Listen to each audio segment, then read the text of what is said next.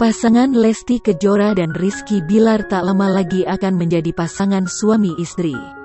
Mereka telah menggelar acara lamaran pada Minggu, tanggal 13 Juni tahun 2021.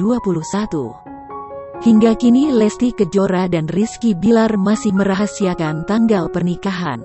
Resepsi itu pun bertepatan dengan hari ulang tahun ke-22 Lesti Kejora.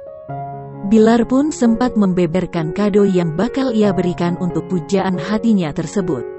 Ia berseloroh akan memberikan kado momongan. Sementara itu, Bilar juga turut membeberkan bocoran mengenai konsep pernikahannya. Pria kelahiran Medan itu mengaku akan menggabungkan nuansa adat dan internasional.